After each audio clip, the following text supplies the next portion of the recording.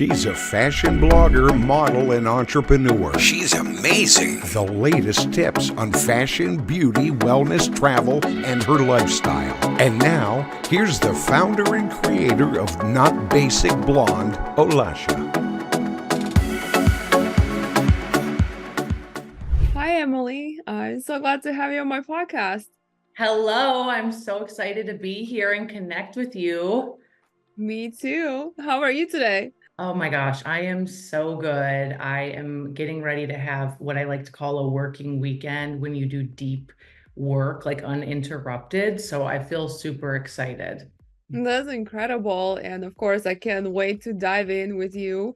You launched a nine-figure sales company, and we would love to know more about this. How did you start your journey? Where did it all begin? Yeah, I am a girl from Minnesota. So I was raised by a single mom. And when I was done with school, I didn't really know what I wanted to do. Like, I was like, I don't want to go to college. I really didn't know. And I found myself at the age of 23 working as a massage therapist, nannying 4 boys, competing in fitness, getting nowhere fast. Like, I literally would leave my house at 5 a.m. to go to the gym, work all day, come home at like 7. And I just felt like that hamster on a hamster wheel. And so I was looking for something, and I was hungry, driven, work ethic, really great.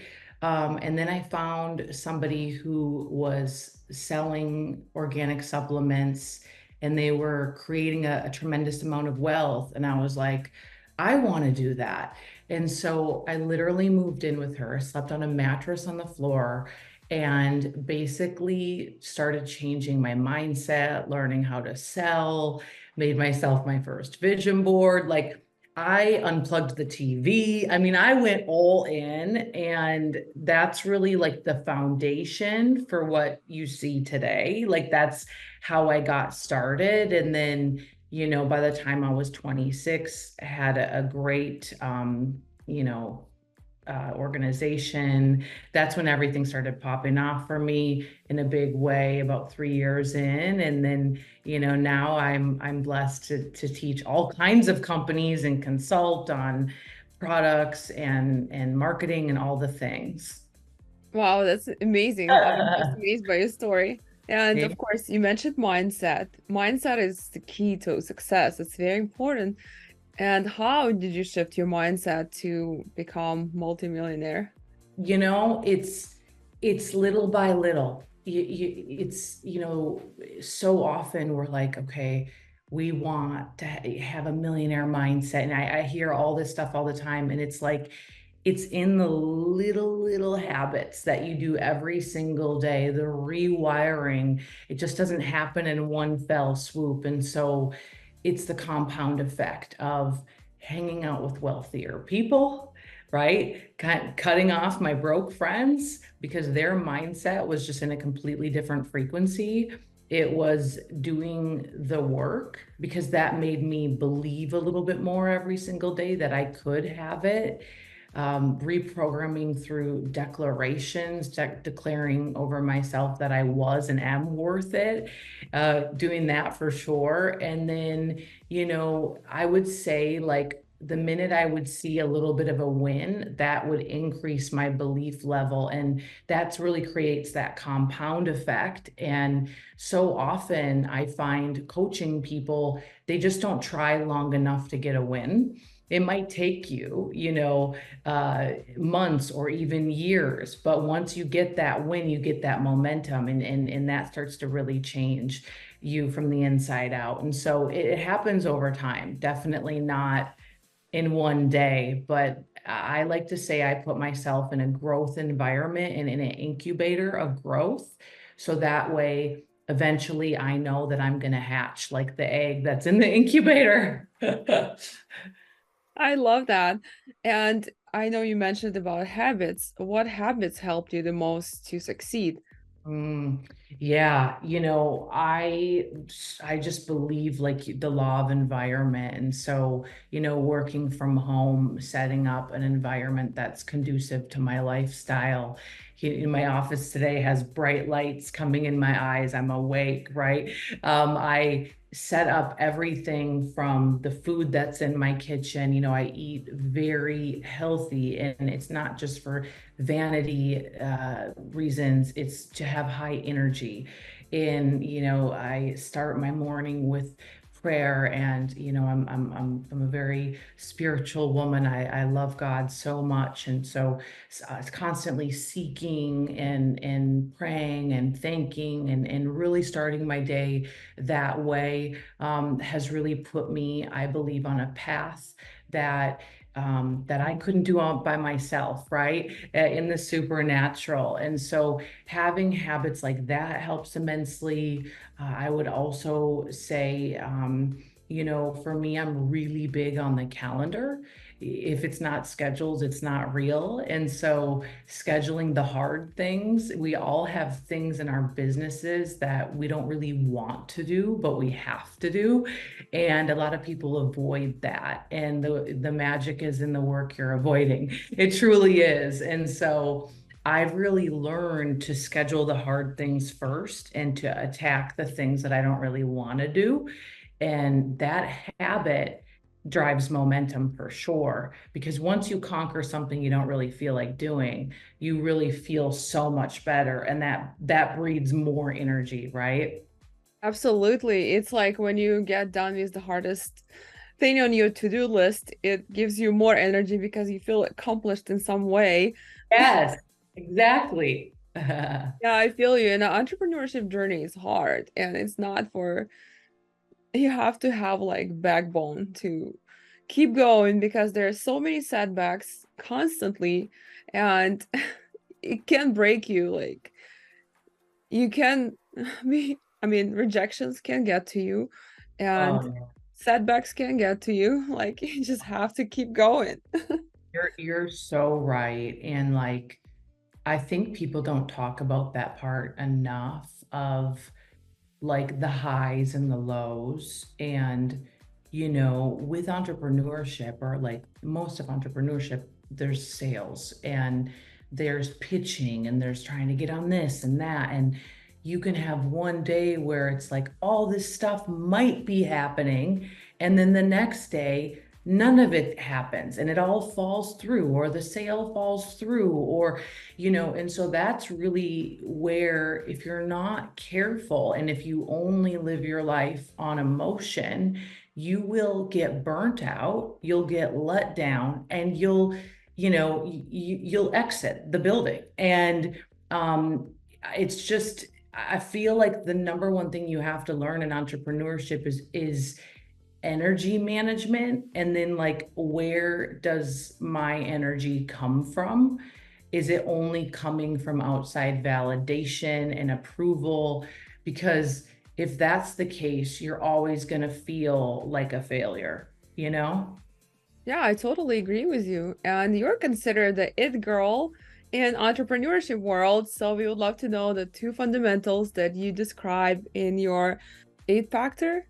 Yeah, yeah. You know, I started talking about the it factor, on how to unleash your it factor. It's a keynote I have. It's a lot of my body of work. And, you know, the reason I started talking about this is because I meet people every day and I'm like, dude, you're gorgeous. You're beautiful. This is like, they're like, I don't like my accent. What do you mean? Your accent is exquisite. It makes you different. It makes you stand out. Or, you know, they don't like certain parts of themselves, and we all have parts of ourselves we don't like. But the thing is this, when I got into business, there was like all these trainings on, you need to be like this, you need to be XYZ, you need to be this charismatic. And the truth is, not everybody's wired that way. And if they try to be like that, they're going to come off fake. And so with the it factor, I train people that number one, you are uniquely and wonderfully created down to a cellular level, down to the number of hairs on your head.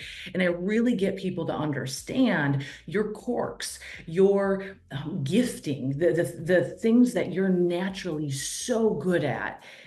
That is a gift that's unique to your life. You got to lean in and amplify that instead of trying to be someone you're not. So number one, you're uniquely and wonderfully created. And number two, that everything in your life that happens, it's all been laid out for you. God's designed it, the good, the bad, the ugly. And it's learning how to, bounce back when you do have a setback. It's learning to appreciate things that have happened to you that feel so heavy and disappointing, and to take that expectation of how something should be and turn it into appreciating it. An example of this would be how I was raised. I didn't have a father.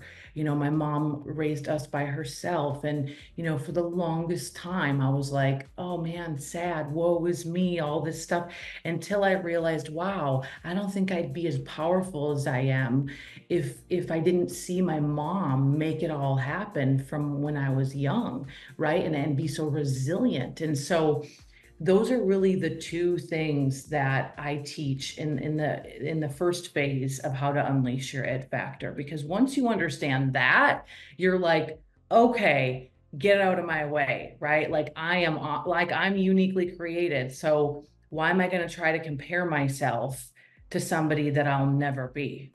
I'm amazed because your actually ITFactor aligns with my brand, because it's like, don't don't be afraid to stand out. It's like, I be love it. unique, yeah, and to be yourself, never basic. And it's just, don't be like, Never, oh, we're never better. basic.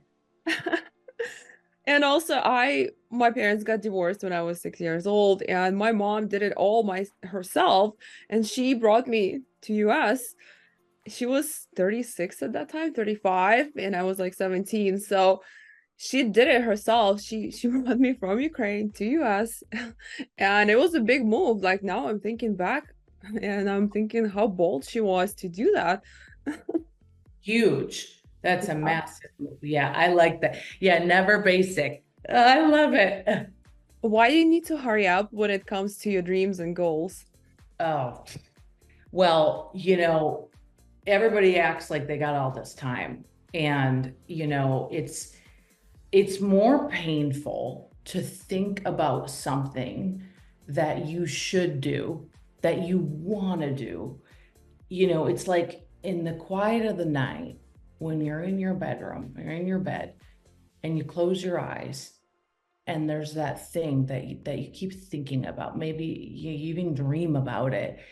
God speaks to us in different ways, and he's trying to get you to be aware of this. And so often we neglect that, and we're like, oh man, when all the stars align, right? When the house is perfect, when this, and when I'm married, and when I have this, and when the kids are, the truth is, like, there's never going to be a perfect, everything is in alignment. Okay, now you're ready. And, I just feel like everybody acts like they have all this time. And the reality is you don't. And it's more painful to think about something every day than it is to go for it and try. Because when you go for it and try, at least you're being in integrity with yourself and in your soul's mission. And you're going to be so much more fulfilled, even just trying, than not trying. And, I just believe, like, progress equals happiness, and that's when we are most fulfilled. So whatever kind of progress that is, like, you deserve to try. You deserve to go for it. You're going to be so much more happy. I totally agree with you. And in entrepreneurship, there is no perfect time, perfect moment to start anything. And I had to let my perfectionist side go, like, big time, because I used to be wait for a perfect moment to launch something, or a perfect time to do that. But when I actually became an entrepreneur, I had my own brand, I definitely had to go a different route, because it's not the route to go when you Right. try to succeed. There is never perfect time or perfect moment. So you have to create in a hot mess, in whatever you have to make the best out of it, and just go and proceed with your goals. You do 100%. I love that you share that. It's like perfection is usually the thing that's disguised as insecurity, and we're insecure about something. So we strive for perfection. And it's like, especially with curating content and all of it, it's like, it's, there's no such thing as perfect, you know? And I always try to tell people that I coach is like, what are you waiting for? And they're like, well, this wasn't right and that wasn't right. And it's like, you've just got to get over that. And there's a spirit of that for some people that, you know, if you try to strive for perfection, you're never going to be happy because there's no such thing as it. There's just not, you know? Yeah, absolutely.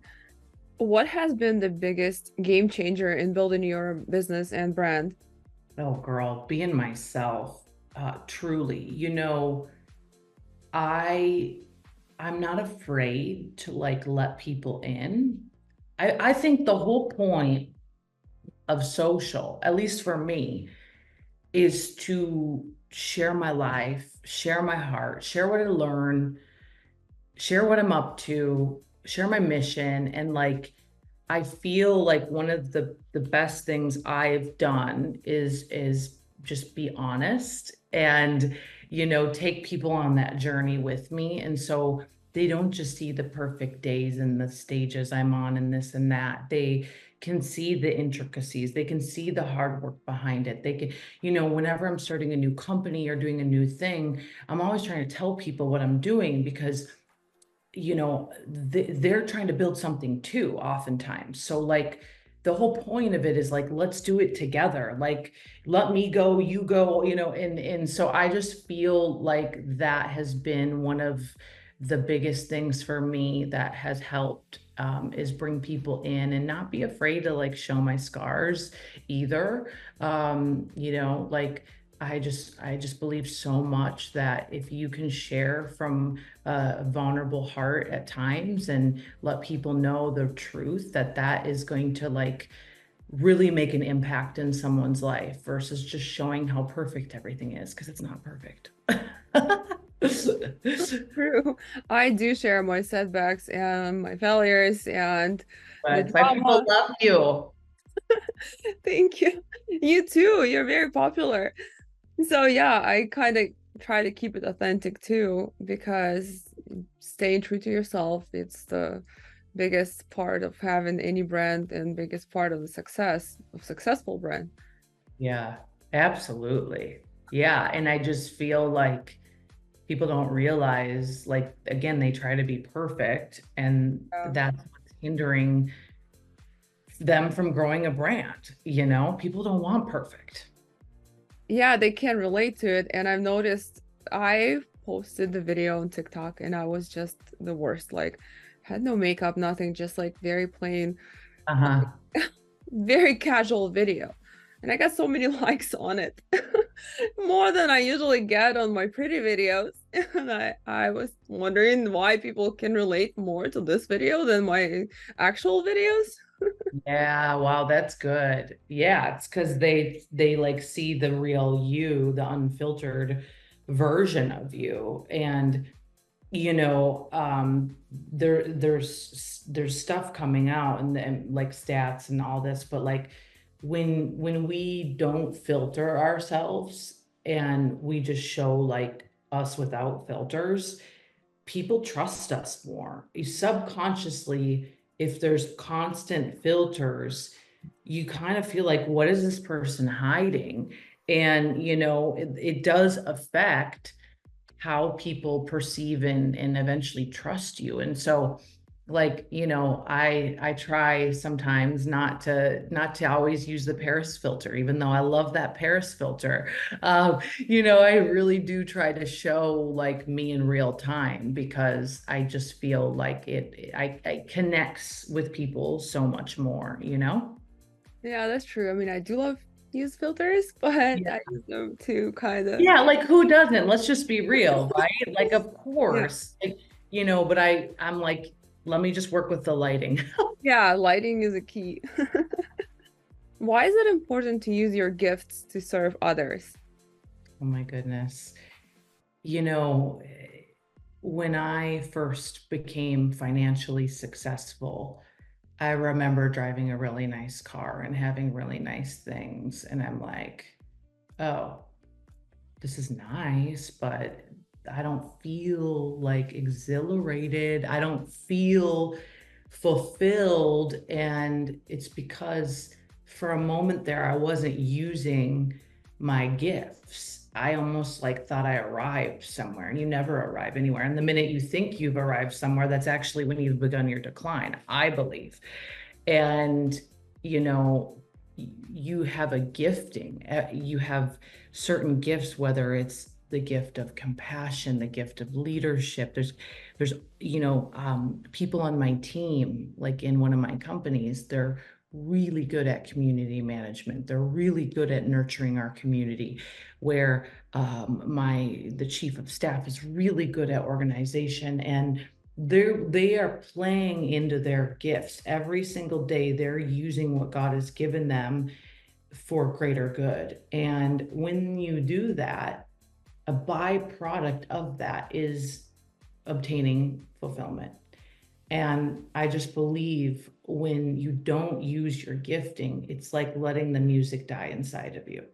And God gave us these special gifts to use them, to be used for other people, not for ourselves. And it's so important for not only impacting others, but also that you can exercise what comes so natural to you. And what comes natural to you is typically like the thing that you don't even think it's that great, because it's innate, it's a part of you, but it's actually your superpower.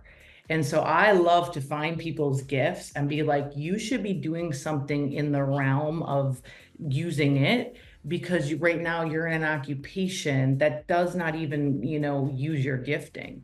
It's just like when you use your gifts, it's just like level 10 unlock. I love it. It's everything. It's like so many people say, when you're not using your gifts, you're robbing other people from the talents that you can help them with. Like you have Oh, talent, but you don't use it. It's just other people could benefit from it, but you're robbing them from it. so, so, so good. Oh, you're spot on. Yeah, Yeah. I do believe that some people settle for terrible jobs and they complain in it, and they start some hustles on the side, and the hustle they start is just something they love to do, and then that blows up because that's what they truly passionately love, and it doesn't feel like a job. It feels like something, a hobby, but it's actually, I mean, at the end, it's a job. Yeah. Yeah. Yeah.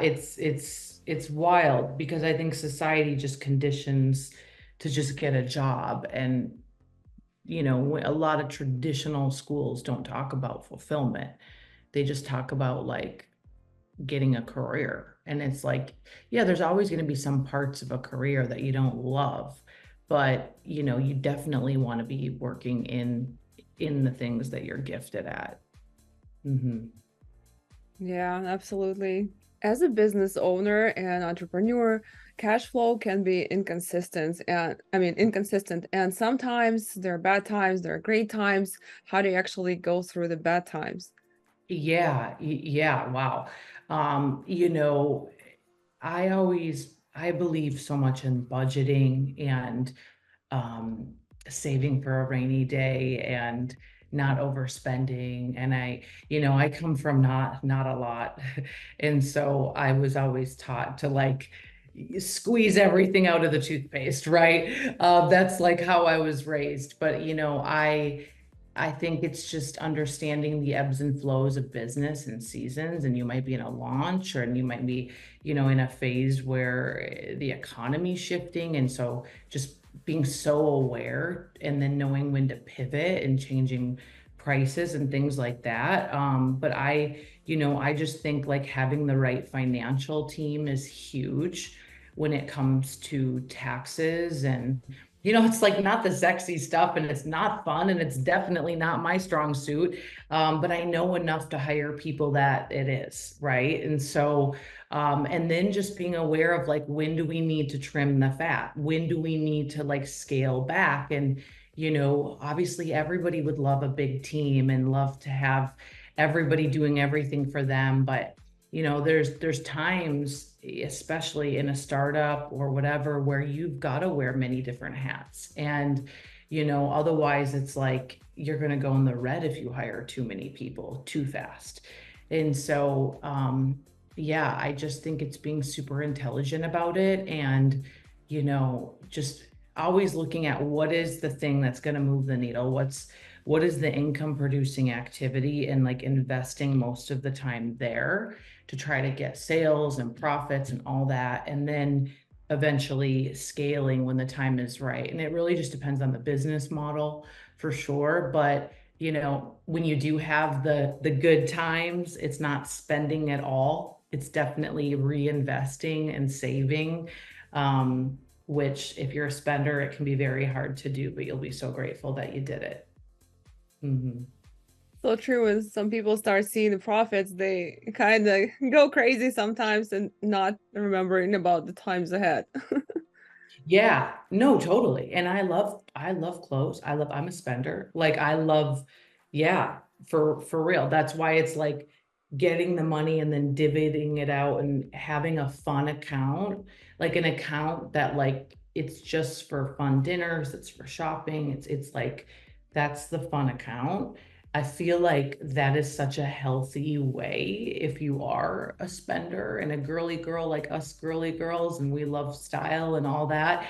Like if you can separate it, then you don't have guilt when you're spending that money versus like that's not in your business account. So like the best thing you can do is, even if it's like you're starting up a side hustle, is having your business accounts. I'm the queen of like LLCs over here, because it's essential if you want to, have sanity in life. Yeah, it makes sense. And as far as hiring right people, what's your best advice on how to hire people, and when is time to hire them, and when is the best time to hire? Yeah. Yesterday, no, I'm just kidding. Usually the best time is when it depends on your vision and where you want to go with things. Typically the first hire is an assistant. I always say like, for me, it's like, what can only Emily do?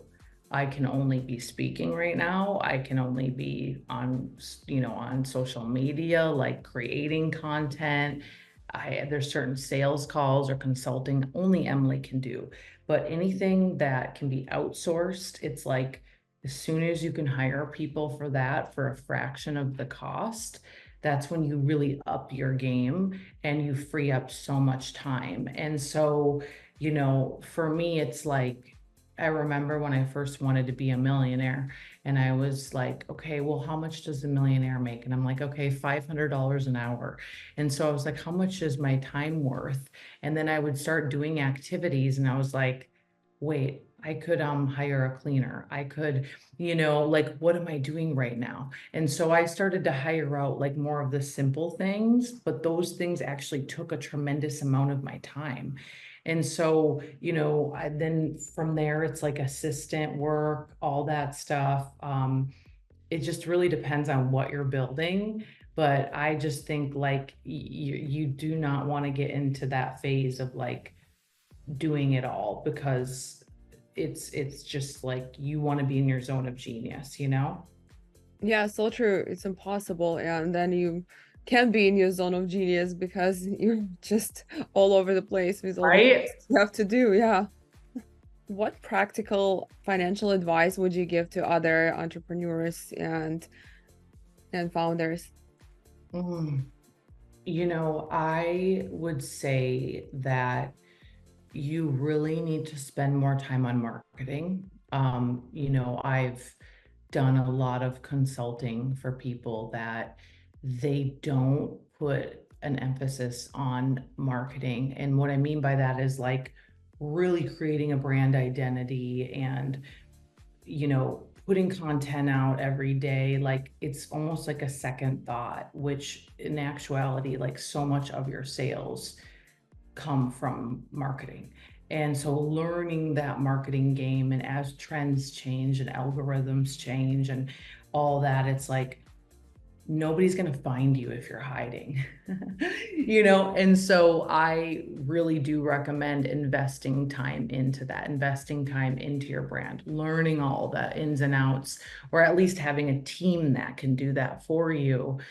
Because again, it's like, otherwise you could have the product, the system, the software, but if no one is finding you, you're going to struggle in sales. And so I think it's like constantly upping the marketing game is essential for people if they want to crush it in today's day and age. Yeah, I totally agree with you.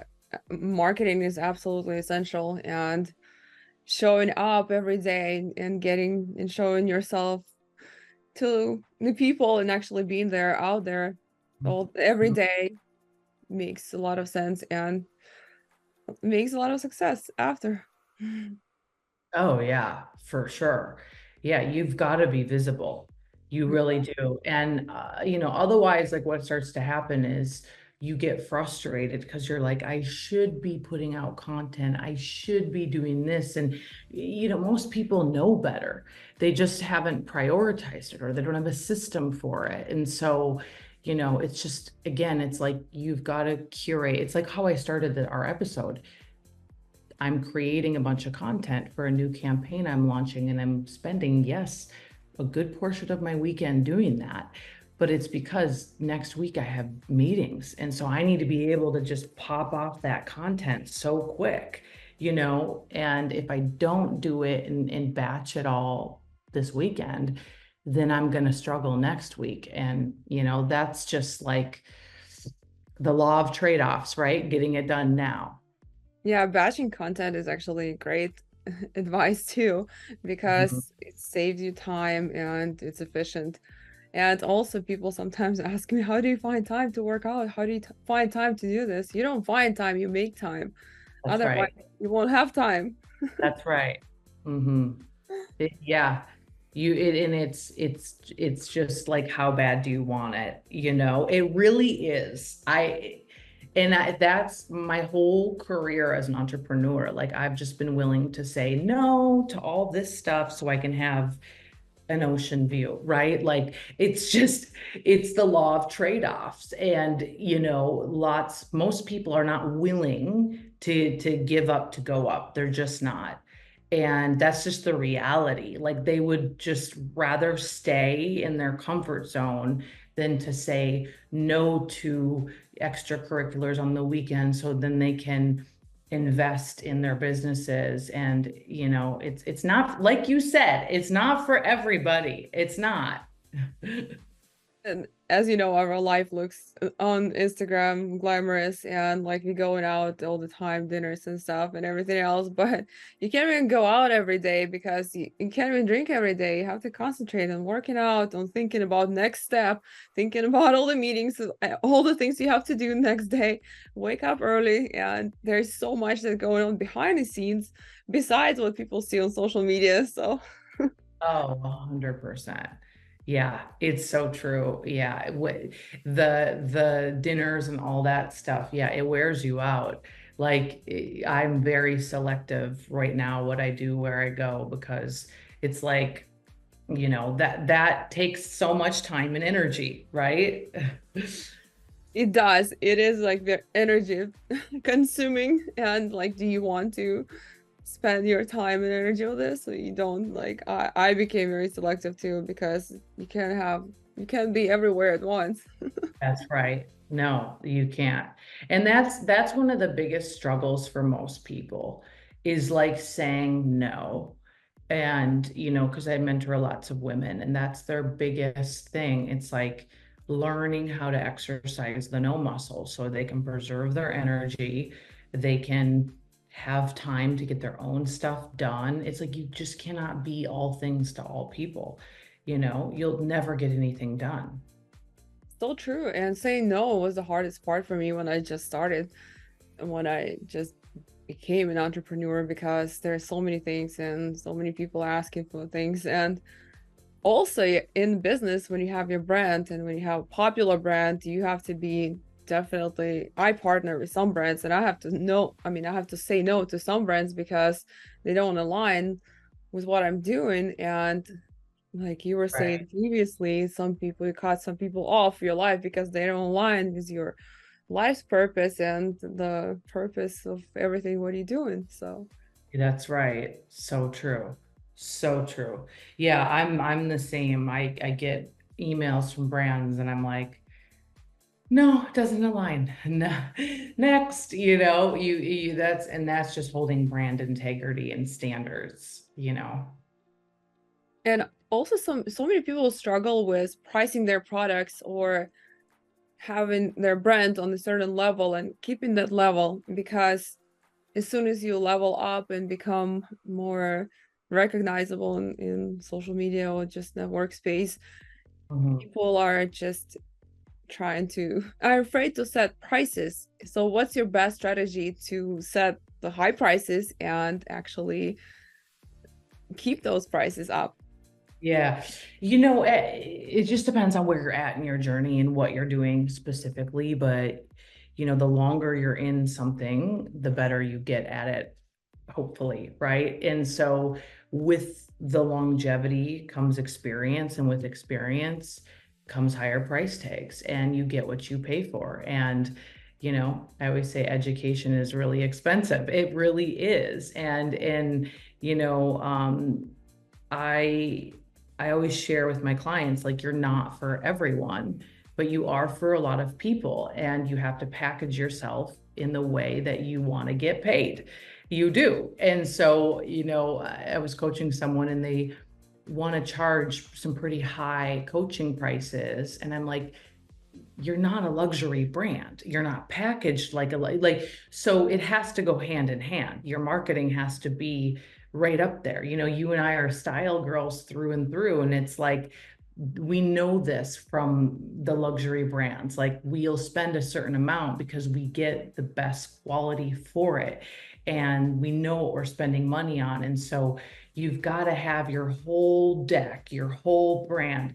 It's got to be all in alignment so you can charge those kind of prices. And, in the beginning stages, like, I just don't think you have the right to charge those prices. I just think, you've got to have some experience under your belt. And once you get there, though, and, if we're talking about social media or content creation, like, it's holding to your standards. And that's also been something too, with building such a brand and having a following. I'm not just going to throw anything in front of their eyeballs. Like, they trust me, and I take that very seriously. And also, when it comes to like pitching and stuff, the brand has to realize, like, you're getting on a lot of people's eyeballs that buy things, and this is a real active community, and that's an asset. You would not be getting exposure to these people.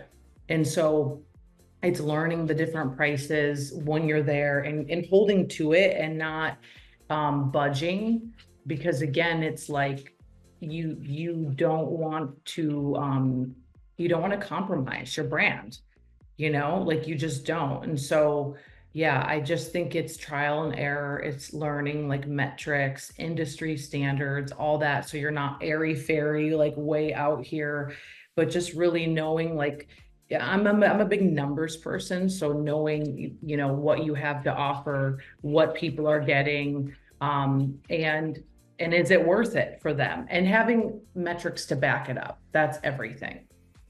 Yeah, I totally agree with you. And some people definitely are delusional with things they doing, but Ah, you actually raised a great point about numbers and being presentable to charge those numbers. So yeah, I yeah. totally agree.